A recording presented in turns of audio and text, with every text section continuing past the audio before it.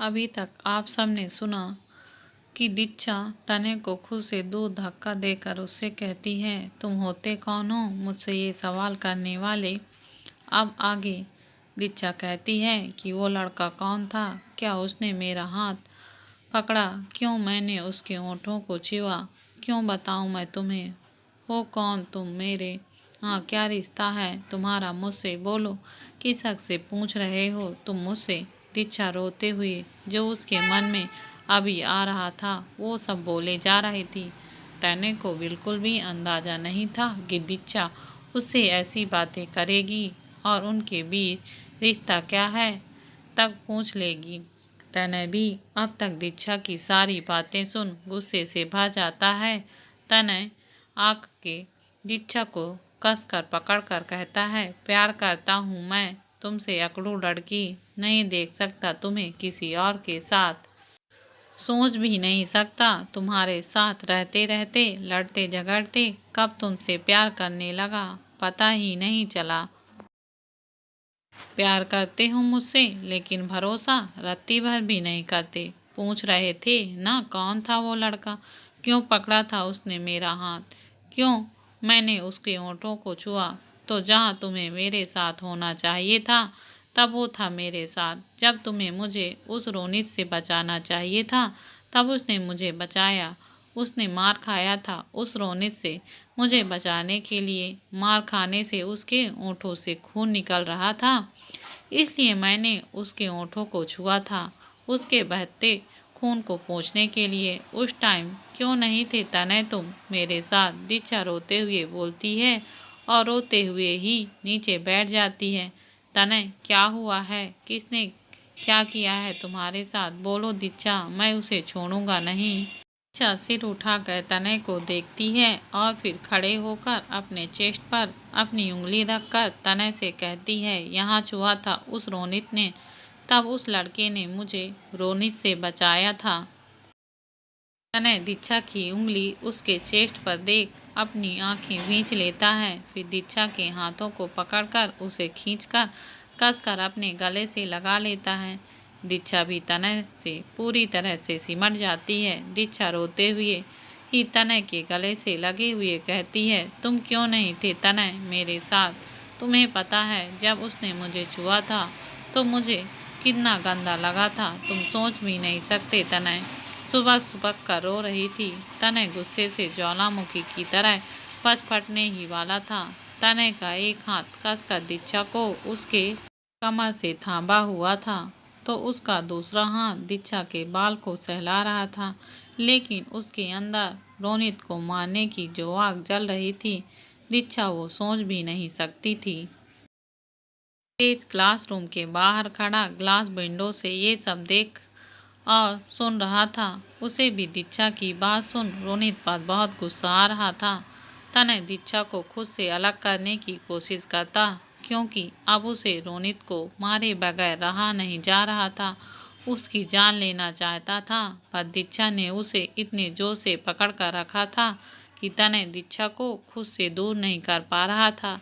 इसी में बाहर खड़े तेज पर नजर जाती है। दीक्षा कुछ पल एकटक तने को देखती रहती है, फिर थोड़ा ऊपर उठकर तने के होठों पर अपने होठ रख कर देती है। तने ने उसकी कमर पे हाथ डालकर अपने से चिपका लेता है। थोड़ी देर बाद उन्हें तेज की आवाज़ आती है जो तने से दीक्षा के ठीक होने के बारे में पूछ रहा था। तने दीक्षा को देखा जो उसे ही देख रही थी। हाँ दीक्षा ठीक है, तो चल हम लोग आ रहे हैं, तने तेज से कहता है, फिर दीक्षा के माथे को चूमकर उसे अपनी बाहों में भर लेता है। दीक्षा अपना चेहरा तने के सीने से निकालकर तने को देखती है, फिर उसके दोनों आंखों को चूमते हुए तने से कहती है, आई ट्रस्ट यू तने, कि तुम कभी भी मेरे साथ ऐसा कुछ नहीं करोगे जिससे मेरी बदनामी हो। दीक्षा के ट्रस्ट यू कहने पर तने फिर से दीक्षा को अपने सीने में छुपा लेता है। तभी फिर से तेज बाहर से डोर पर नॉक करते हुए तने से दीक्षा के ठीक होने की बात पूछता है तो तने झुंझला कर कहता है, ये मेरा भाई ही मेरे प्यार का सबसे बड़ा विलन बना हुआ है। दीक्षा तनय को झुंझलाते देख हंसते हुए तनय की गोद से उठकर उससे कहती है। अब तो तनय दीक्षा के हाथ को पकड़कर उसकी उंगलियों से अपनी उंगलियां फंसाते हुए कहता है, हाँ अब चलो और इसे कभी छोड़ना मत। प्यार में तड़पते हुए देखा है मैंने किसी को, मैं वैसे नहीं तड़पाना चाहता दीक्षा। तनय के हाथों पर अपनी पकड़ कसते हुए, वो वक्त कभी नहीं आएगा। तनय और दीक्षा दोनों हाथ पकड़े क्लासरूम से बाहर आते हैं तो तेज को क्लासरूम के बाहर खड़े देखकर उससे पूछता है, तू गया नहीं? तेज तनय और दीक्षा दोनों को हाथ पकड़े देख मुस्कुराते हुए कहता है, तूने कह दिया तनय। तनय हाँ में सिर हिलाता है तो तेज खुशी से तनय के गले लग जाता है। फिर तेज तनय से अलग होकर दीक्षा के सर पर हाथ रख उसके बालों को बिखर गए थे उन्हें सही करते हुए उससे पूछता है, तुम ठीक हो दीक्षा? दीक्षा हाँ में सर हिलाती है तो तेज फिर उसे तनय और दीक्षा के हाथों को देखते हैं और उन दोनों को दिखाते हुए कहता है, एक दूसरे का हाथ थामे हो तो कभी इसे छोड़ना मत। तेज की बातें सुनकर तनय और दीक्षा एक दूसरे को देखकर हाँ कहते हैं। फिर तीनों वहाँ से हंसी खुशी बातें करते हुए निकल जाते हैं। अगली क्लास करने के लिए जाने लगती है। इधर ऑफिस में मान का केबिन। मान सोफे पर मानसी को अपने बाहों में भरकर सो रहा था और मानसी अपनी टुट्टी को मान के सीने पे रखकर उसे प्यार से देखे जा रही थी। मानसी की आंखों से आंसू के कुछ बूंदे लुढ़क कर मान के सीने पर गिरने लगते हैं, जिससे मान जग जाता है। वो आंखें खोलता उससे पहले मानसी की बात सुनकर मान वैसे ही आंखें बंद किए लेटे रहकर मानसी की बातें आगे सुनने लगता है। मानसी कहती है, अक्सर सच्चा प्यार उसी से क्यों होता है जो हमारे किस्मत में नहीं होता है। मानसी मान के गले को अपने अंगूठे से तब करते हुए आगे कहती है, देखो ना ये दिल आपको बेपनाह चाहने लगा है, लेकिन जिस राह पर आप और मैं चल रहे हैं उस राह की मंजिल कभी एक नहीं हो सकती। हम दोनों दो रास्ते पर चल रहे हैं जिसके राह एक दूसरे से कोसों दूर हैं, जो हमें कभी मिलने नहीं देंगी। मान ने जब मानसी की कही बातें बर्दाश्त नहीं होती तो मान झटके से मानसी को पलटकर उसे अपने नीचे कर खुद उसके ऊपर आकर उससे कहता है, चाहे जिस भी राह पर हम चल रहे हैं, चाहे वो राह कितनी भी दूर क्यों ना हो, तुम्हारी राह मुझ तक ही आएगी। तुम्हारी मंजिल मैं ही हूँ। तुम्हें आना मेरे पास ही है, चाहे कुछ भी हो जाए। मानसी आंसू भरी आंखों से मुस्कुराते हुए मान के गले में अपनी बाहें डाल देती है। आप जग रहे थे और मेरी बात सुन रहे थे। बैड मैनर्स मान जी, ऐसे बातें नहीं सुनते। मान मानसी के ऊपर झुकते हुए बोलता है, मैंने सोने की कोशिश कर रहा था लेकिन तुम्हारी बातें तो सोने ही नहीं दे रही थी। मानसी सोचती है, आज ही रात के टाइम तो ड्रग्स और गन्स के कंटेनर आने वाली है। फिर मान इतना रिलैक्स क्यों है? क्या वो काम टच करने वाला है? मानसी सोचती है। मानो चुप। मान मानसी की बात सुने बिना उसके होठों पर अपने होठ रख उसे किस करने लगता है। कुछ देर बाद मानसी मान के ही बाहों पर सो जाती है। मान उठकर मानसी के माथे पर किस करता है, फिर उसके होठों को अपने होठों से छूकर उसे ब्लैंकेट से अच्छे से कवर कर खुद फ्रेश होने के वॉशरूम में चला जाता है। मान कुछ पल बाद वॉशरूम से शावर लेकर बाहर आता है। मान बाहर अपने केबिन में आता है और अपना फ़ोन उठाकर देखता है तो उसमें टच के 2 मैसेज थे, जिसमें लिखा था, मैं जा रहा हूँ, तुम जल्दी आना। मान टच के मैसेज का रिप्लाई करता है और जहाँ अभी मानसी सो रही थी, मानसी के पास जाकर उसके माथे पर चूमता है और उससे कहता है, जान मुझे कुछ काम है इसलिए मैं बाहर जा रहा हूँ, तुम रेस्ट करो, मैं जल्दी से ही कुछ देर में आ जाऊँगा। मानसी भी नींद में ही कुनकुना कर हाँ कह देती है और सो जाती है। मान स्माइल करते हुए मानसी के बाल सहलाकर कमरे से बाहर निकल कर चला जाता है। मानसी गहरी नींद में थी, जिससे अब मानसी उसके रास्ते पर नहीं आ सकती थी। इधर कॉलेज की छुट्टियां हो गई थी। दीक्षा अपनी क्लास से बाहर निकलकर तेज और तनय का वेट करने लगती है। सारे स्टूडेंट भी अपने अपने घर जाने लगे थे। दीक्षा के साथ नेहा और शिवानी खड़ी थी। जब तक दीक्षा को सेफली उसके ड्राइवर के साथ नहीं भेज देती थी, तब तक दोनों दीक्षा के साथ ही कॉलेज में रुकती थी। तो वहीं नीति हॉस्टल में रहती थी, लेकिन आज वो कॉलेज नहीं आई थी। तनय अपने क्लास खत्म कर दीक्षा के तरफ आने लगता है, तो दीक्षा को उसका वेट करते देख तनय को एक शरारत सूझती है। तनय दीक्षा के पीछे से जाकर उसे डरा देता है, जिससे दीक्षा डरकर 2 कदम पीछे हट जाती है। तो वहीं दीक्षा के ठीक साइड में खड़ी नेहा दीक्षा के अचानक पीछे हटने से दीक्षा से टकराकर पीछे गिरने को होती है। तो अब तक तेज जो दीक्षा के पास आ गया था, नेहा उसी के ऊपर गिरने लगती है। तो तेज नेहा को उसके कमर से पकड़कर संभाल लेता है। दीक्षा तनय को उसके सीने पर मारते हुए कहती है, डराया क्यों मुझे? देखा कितने जोरों से धड़क रहा है मेरा दिल।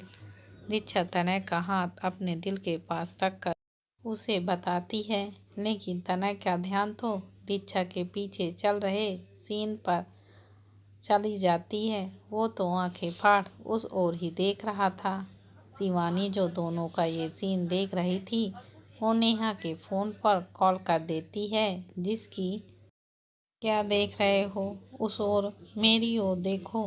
दीक्षा जब देखती है कि उसके तनय के हाथ जो अपने दिल की जगह पर रखने पर भी तनय का कोई रिएक्शन नहीं आता, तो दीक्षा उसकी आंखों का पीछा कर उस ओर देखती है। सामने तेज और नेहा एक दूसरे के बाहों में दुनिया जहान से बेखबर एक दूसरे की आंखों में खोए हुए थे। तनय दीक्षा के कमर में हाथ डाल उसे अपनी ओर खींचकर उसके कंधे पर अपनी डुंठी को रख तेज की रामलीला देखने लगता है, लेकिन जाकर उसे हिलाता या उसे आवाज नहीं देता है। ने तेज और नेहा एक दूसरे के बाहों में दुनिया जहान से बेखबर एक दूसरे की आंखों में खोए हुए थे। तनय दीक्षा के कमर में हाथ डालकर उसे अपनी ओर खींचकर उसके कंधे पर अपनी डुंठी को रखकर तेज की रामलीला देखने लगता है, लेकिन जाकर उसे हिलाता या उसे आवाज नहीं देता। शिवानी जो उन दोनों को ये देख रही थी कि वो नेहा के फोन पर कॉल कर देती है, जिसकी आवाज़ सुनकर तेज और नेहा अपने सेंस से वापस आ जाते हैं, तो वह दोनों एक दूसरे को छोड़कर तुरंत इधर उधर देखने लगते हैं। तेज तनय की तरफ देखता है, तो तनय दीक्षा को अपनी बाहों में भरकर उसे ही देख रहा था। मैं बिला जा रहा हूँ, तू आ रहा है तो आ, वह बोलकर जल्दी से वहाँ से पार्किंग की ओर चला गया। नेहा भी बिना कुछ किसी से बोले वहाँ से निकल जाती है। दीक्षा ने तनय से कहा, वो दोनों गए, अब हमें चले। हाँ, पर तुम मेरे साथ चलो, ड्राइवर अंकल को जाने बोलो। तनय दीक्षा के अपने पास और पास करते हुए कहता है, तो दीक्षा अपनी एक उंगली से तनय के फेस को टच करते हुए दूसरी साइड झटक कर तनय के स्पोर्ट्स पर जाकर बैठ जाती है। तनय भी दीक्षा के पीछे बाइक पर बैक सीट पर जाकर बैठ जाता है। तुम्हें बाइक चलाना आता है? चाबी दो। तनय दीक्षा को चाबी देता है। दीक्षा चाबी लगाकर बाइक स्टार्ट कर कॉलेज के बाहर आती है, फिर बाइक रोककर ड्राइवर को जाने के लिए बोलती है। फिर दीक्षा और तनय बाइक राइड पर निकल जाते हैं, लेकिन तनय और दीक्षा को पता नहीं चलता कि कॉलेज से निकली थी एक ट्रक तनय और दीक्षा का पीछा करने लगती है। काफी देर तक वो ट्रक उन दोनों का पीछा करती है, और जब तनय और दीक्षा की बाइक जब खाली रास्ते पर पहुंचती है, तो वो ट्रक उनकी बाइक को एक जोरदार टक्कर मार देती है, जिसे तनय और दीक्षा दूर फेंक जाते हैं। बाइक कहाँ जाती है और वह दोनों कहाँ, वह दोनों को पता ही नहीं चलता। ट्रक उनको टक्कर मारकर वहां से भाग जाता है। दीक्षा को तो नीचे गिरते ही उसके सिर से खून निकलने लगता है और वो बेहोश हो जाती है। उससे कुछ ही दूर पर गिरा तनय, जिसकी आंखें दीक्षा को ही देख रही थी, उसे बेहोश होता देख तनय, जिसे खुद बहुत चोट लगी थी, वो दीक्षा के पास जाना चाहता है, लेकिन तब तक वो भी बेहोश होने लगता है। लेकिन उसकी आंखें जैसे अपनी आंखों में दीक्षा की तस्वीर को कैद कर लेना चाहती थी। वो दीक्षा को देखते ही वे ही बेहोश हो जाता है। इधर समुद्र तट के दूसरे साइड पर सामने समुद्र में 3 शिप खड़ी थी और उसमें से बड़े बड़े बॉक्सेस से सामान उतारा जा रहा था। वो सामान थोड़ी ही दूरी पर खड़ी ट्रक पर लोड किया जा रहा था और ये सब कार की बोनट पर बैठा तच अपनी आंखों से सेटनेस चढ़ाए देख रहा था। तभी एक और कार वहां आकर रुकती है और उसमें से मान बाहर आता है। मान चलकर तच के पास आता है तो तच मान से, क्या बात है, बड़ा खुश नजर आ रहा है। मान, हाँ खुश तो हूँ, क्योंकि मैं आज तक सोचता था कि आप जिससे प्यार करते हो उसके मुंह से प्यार करते टाइम आपका नाम सुनना कैसा लगता होगा। आज पता चला वो पल किसी जन्नत से कम नहीं होता। जब आप अपने प्यार को प्यार करते हो और आपका प्यार मादक सिसकियों से अपना नाम लेता है तो वो पल ऐसा लगता है जैसे आप जन्नत की सैर कर रहे हों। तच हंसने लगता है तो मान भी उसके बगल में कार की मोनट पर बैठते हुए कहता है, और तू बता तुझे कैसा लगता है। मान आगे ट्रक पर सामान लोड कर रहे वर्कर को देखते हुए कहता है। तच मान को कार के बोनेट से नीचे ढकेलते हुए, चल बे साले, तू तो जन्नत की सैर करके आ रहा है और मैं यहाँ जल्दी आने के कारण मैंने दिव्या को प्यार भी नहीं किया और उसे सुलाकर उसे बिना बताए यहाँ आ गया हूँ। जाने के बाद पता नहीं वो मेरे साथ क्या ही करेगी। मोहन वापस से बोनट के ऊपर बैठते हुए, यहाँ का काम हो गया है ना, तो जा तू भी जन्नत की सैर कर ले, यहाँ का बाकी का काम मैं देख लूँगा।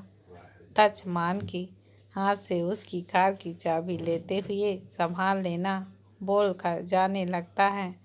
मान सुन तच, हाँ, अब तक किसी तरह का कोई रिएक्शन तच नहीं। सबको लगता है कंटेनर रात को आने वाला है, लेकिन उन्हें क्या मालूम कि हम उनके नाक के नीचे से अपना काम पूरा कर निकल जाते हैं। तच वैसे काम पूरा हो गया है, पैसे का ट्रक तो खुद लेकर जाएगा और बाकी का ड्रग्स और गन का क्या करना है वो तू अच्छे से जानता है। मान पैसे से भरे ट्रक की तरफ जाने लगता है तो तच उससे कहता है, वैसे अगर मानसी के इन्फॉर्मेशन के कारण अखिल यहाँ पहुँच भी जाता तो हमारा क्या जाता, ये सामान हमारा थोड़ी है, जिसका है उसका जाता ना। हमें तो बस उसे बर्बाद करना है, चाहे हम दोनों करें या फिर पुलिस के हाथों करवाएं। ये कहते हुए तच की आंखें आग उगलने लगती हैं और मान की आंखों से खून उतर आता है।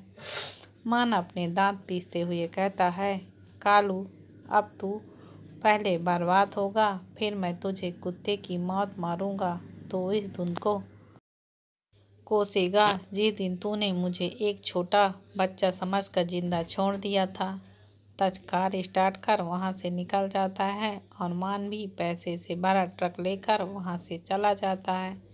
कुछ देर बाद तच वापस ऑफिस आता है और अपने प्राइवेट लिफ्ट से अपने केबिन में चला जाता है।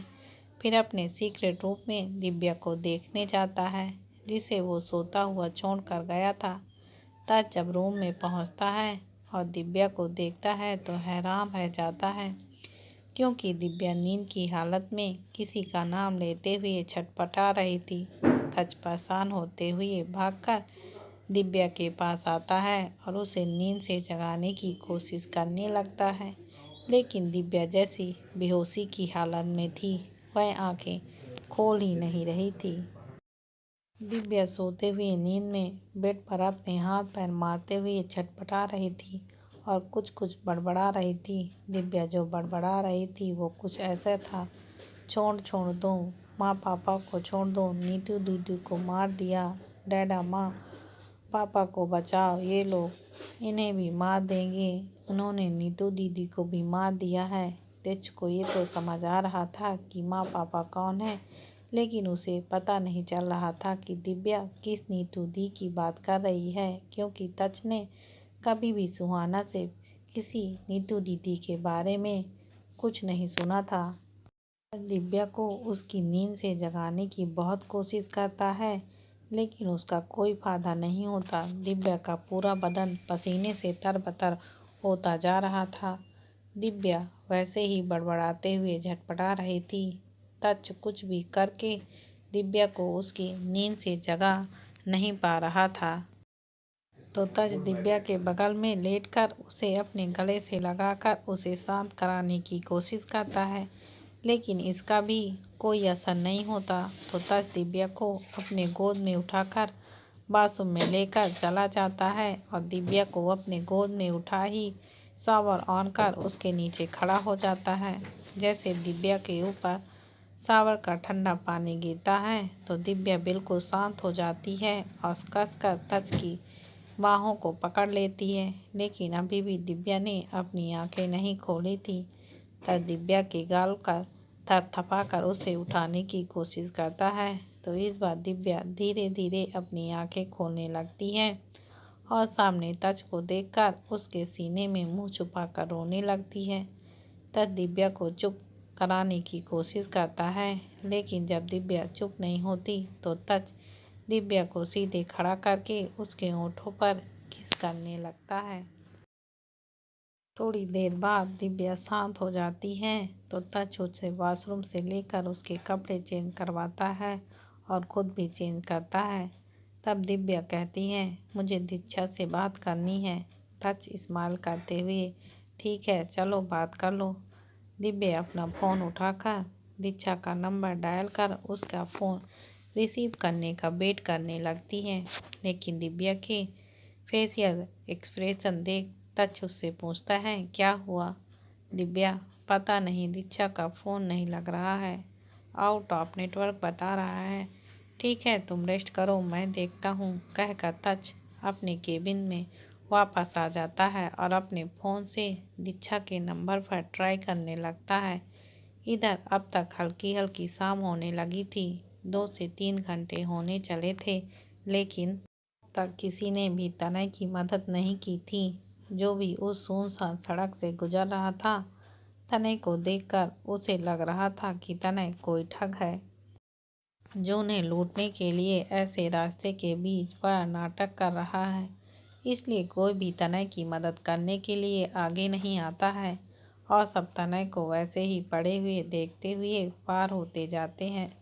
तनय को हल्का हल्का होश आने लगता है और जब तनय को पूरी तरह से होश आ जाता है तो कुछ पल के लिए तनय अपना सर पकड़कर बैठ जाता है, क्योंकि तनय को उसका सर भारी भारी सा फील हो रहा था। लेकिन जैसे उसे याद आता है कि कुछ देर पहले उसके और दीक्षा के साथ क्या हुआ था, तनय जल्दी से उठकर दीक्षा को इधर उधर ढूंढने लगता है, लेकिन तनय को फिर से चक्कर आने लगता है और उसका सर घूमने लगता है। लेकिन तनय खुद को गिरने से संभाल लेता है और उस ओर देखता है जहाँ दीक्षा गिरी थी, लेकिन वह दीक्षा नहीं थी, तो सिर्फ दीक्षा के सिर से निकला हुआ खून जो सड़क को लाल कर रहा था।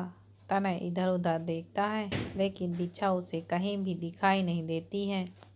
तनय को लगता है कि दीक्षा को पहले ही होश आ गया होगा और दीक्षा उसे उठाने की कोशिश करती होगी, लेकिन जब वो नहीं उठा होगा तो दीक्षा मदद मांगने के लिए इधर उधर कहीं गई होगी। तो उसकी बाइक को साइड में पड़ी थी उसे उठाकर खड़ा करता है, फिर दीक्षा का बैग को जो वहीं पड़ा हुआ था उसे उठाकर अपने कंधे पर टांग लेता है। फिर दीक्षा को ढूंढने के लिए आगे बढ़ने लगता है, लेकिन कुछ दूर जाने के बाद भी जब तनय को दीक्षा कहीं नहीं मिलती तो तनय परेशान होकर आसमान की ओर देखकर जोर से चीखता है, दीक्षा। तच अपने केबिन में बैठा दीक्षा को बार बार कॉल कर रहा था, लेकिन दीक्षा का फोन आउट ऑफ नेटवर्क ही बता रहा था। तभी तच की केबिन का डोर खोलकर मान अंदर आता है और तच से कहता है, तू टेंशन में क्यों लग रहा है, कहीं भाभी ने? इतना कहकर वह चुप हो जाता है। तच कहता है, मैं टेंशन में हूँ और तुझे मजाक सूझ रहा है। मानो, अरे लेकिन काम तो हो गया है और किसी को पता भी नहीं चला, फिर तुझे किस बात का टेंशन हो रहा है? कल तक न्यूज़पेपर में भी देख लेना काम कैसे हुआ है। मुझे काम की फिक्र नहीं है, मुझे पता है तूने सही से ही किया होगा। मान, तो फिर तुझे किस बात का टेंशन हो रहा है? बोलेगा तू? मुझे दीक्षा की टेंशन हो रही है। दिव्या को उससे बात करनी है, कब से उसे कॉल कर रहा हूँ लेकिन उसका फ़ोन आउट ऑफ नेटवर्क बता रहा है। मान, हाँ तो इसमें टेंशन क्यों ले रहा है? बिना में कॉल कर लीला आंटी से पूछ ले या फिर उसके ड्राइवर को कॉल कर उससे पूछ ले। अब तक तो उसका कॉलेज टाइम भी ख़त्म हो गया होगा और वो बिला भी पहुंच गई होगी। हाँ तू सही कह रहा है, तचमान से कहते हुए बिला कॉल कर देता है। बिला हॉल में रखे लैंडलाइन पर कॉल आता है तो उसकी रिंग बजने की आवाज़ सुनकर किचन में डिनर की तैयारी कर रही लीला आंटी आकर कॉल रिसीव कर हेलो कहती हैं। आंटी, हेलो, कौन? तच आंटी, मैं तच बोल रहा हूँ। दीक्षा बिला पहुँच गई तो ज़रा उससे बात करवा दीजिए। तो लीला आंटी, तच सर, लेकिन अभी तक तो दीक्षा मैडम घर नहीं आई हैं। हाँ, लेकिन उनका ड्राइवर ज़रूर कार गैरेज पर रख कर चला गया है। आप उससे पूछ सकते हैं दीक्षा मैडम कहाँ हैं। ठीक है, आप उनका नंबर दीजिए, मैं उससे बात कर लेता हूँ। तच लीला आंटी की बात सुनकर उससे ड्राइवर का नंबर मांगते हुए कहता है, लीला आंटी जी। जी सर, मैं आपको 2 मिनट रुकिए, मैं आपको अभी लाकर ड्राइवर का नंबर देती हूँ। 2 मिनट बाद लीला आंटी, हाँ सर, आप नंबर लिख लीजिए। आंटी तच को दीक्षा के ड्राइवर का नंबर देती हैं। तच ठीक है बोलकर कॉल कट कर ड्राइवर को कॉल करता है। ड्राइवर जो सर्वेंट क्वार्टर में आराम कर रहा था, उसका फ़ोन बजता है तो वो अभी किसका फ़ोन आ गया बोलकर उसका फ़ोन जो चार्जिंग में लगा था उसे उठाकर देखता है और फ़ोन स्क्रीन पर बॉस नाम फ्लैश होते देख ड्राइवर जल्दी से कार रिसीव कर हेलो कहता है। तच हेलो सुनते ही पूछता है, तुम दीक्षा के ड्राइवर हो? ड्राइवर जी, बॉस मैं दीक्षा मैम का ड्राइवर हूँ।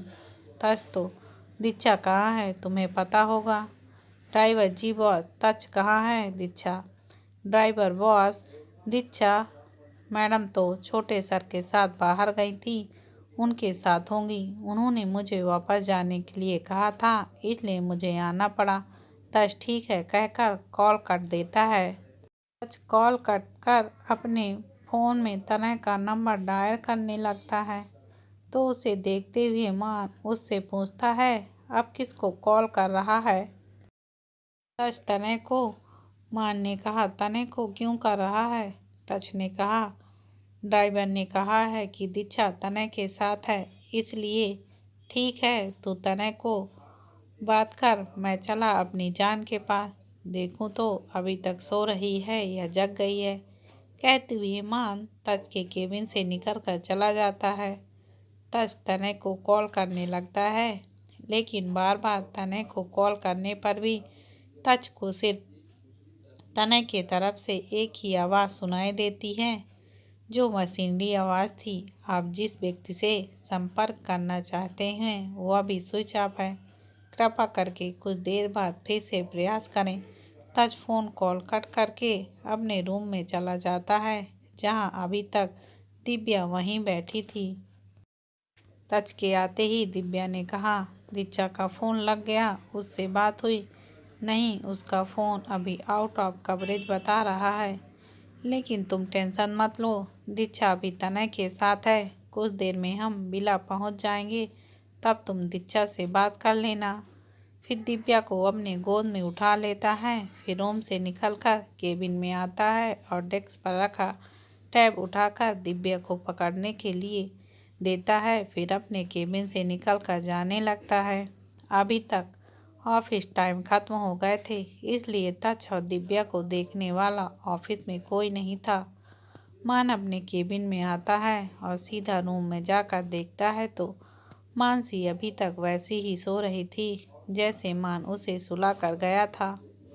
मान मानसी के पास बेड पर जाकर लेट जाता है और मानसी के बालों को प्यार से सहलाते हुए कहता है, जान उठो, कितना सोओगी?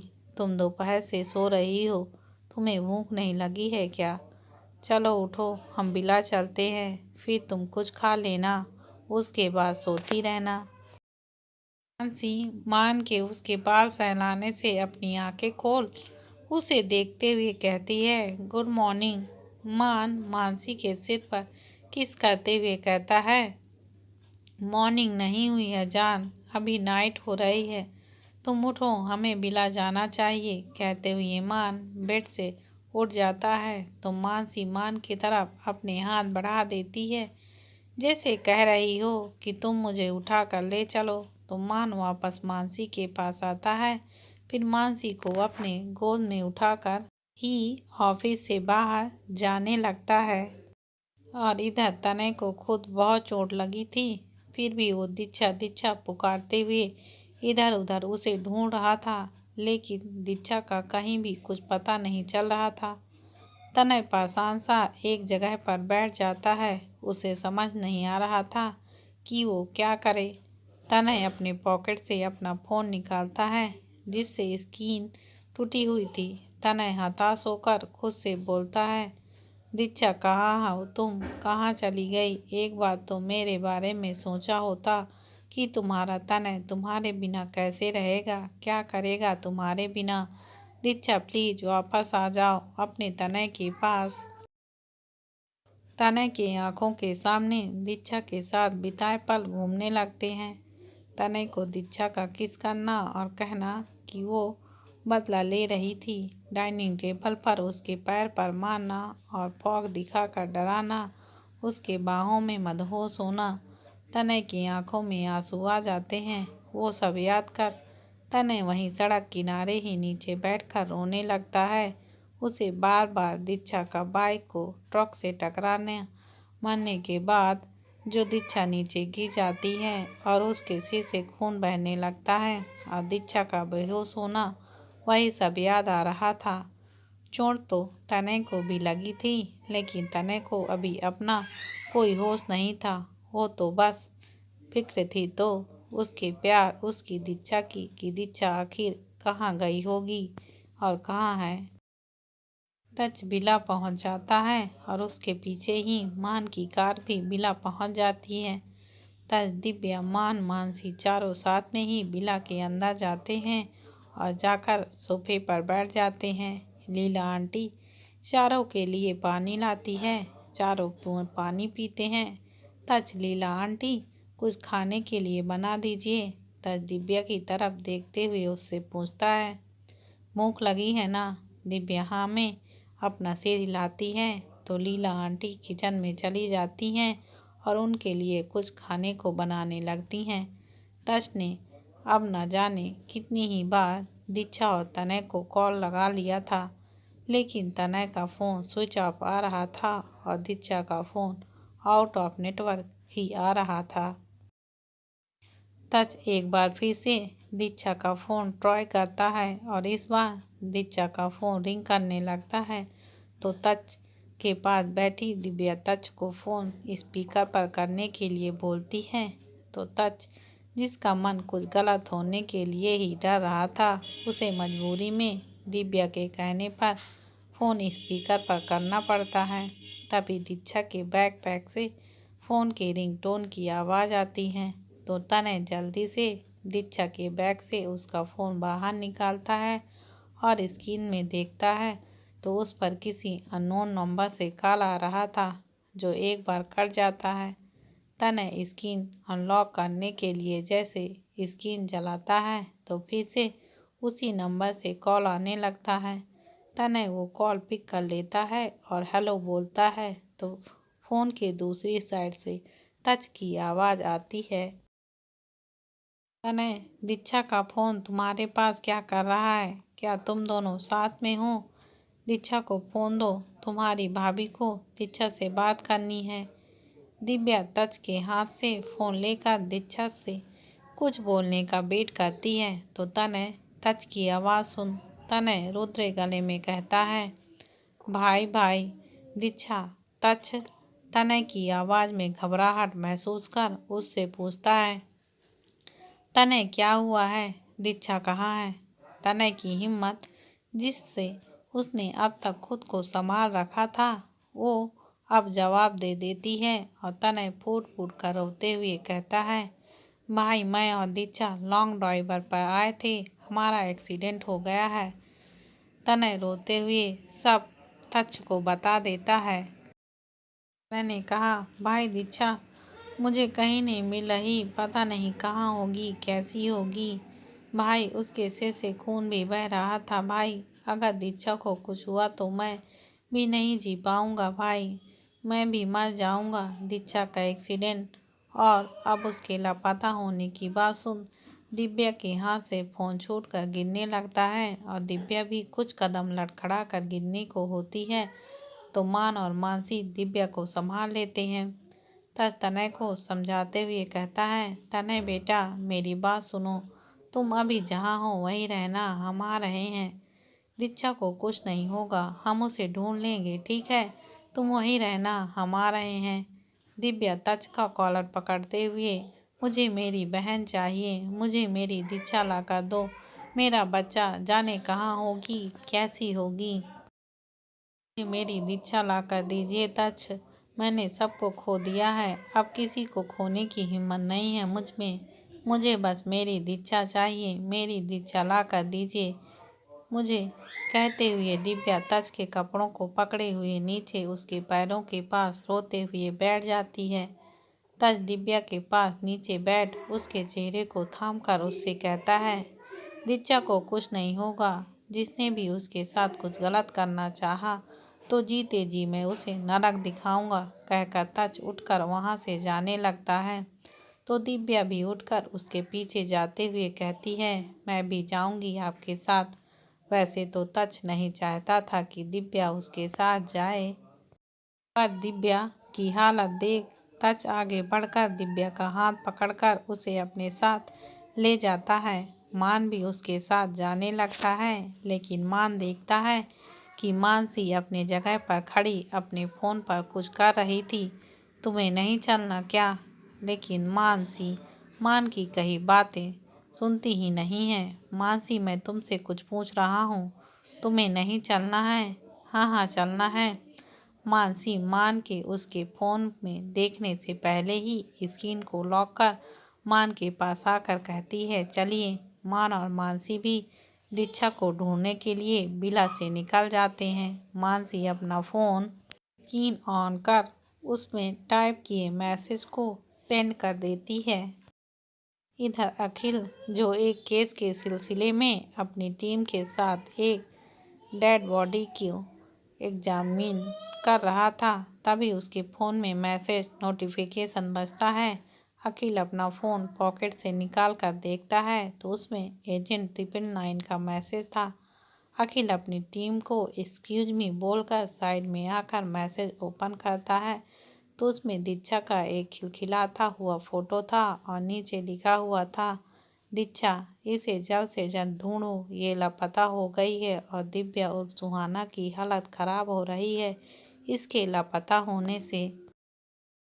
अखिल तो पहले ही दीक्षा की लापता होने की बात सुन परेशान हो जाता है और ऊपर से सुहाना की हालत खराब होने की बात सुन अखिल और परेशान हो जाता है और वायरलेस फ़ोन पर कंट्रोल रूम इन्फॉर्म कर दीक्षा को ढूंढने का काम अपने पूरे सीबीआई फ्रेंड्स को दे देता है। और खुद भी दीक्षा के फ़ोन के लोकेशन ट्रेस करते हुए वहां से जाने लगता है। तज भी अपने सभी गार्ड्स को दीक्षा को ढूंढने का ऑर्डर दे देता है। क्या तज बचा पाएगा दीक्षा को सही सलामत या कुछ अनहोनी होगी? यह देखने के लिए मेरी कहानी धड़कन लव द पावर पर इसी तरह बने रहें। अगर आपको मेरी कहानी पसंद आती है तो प्लीज़ चैनल को सब्सक्राइब और कमेंट करना मत भूलिए।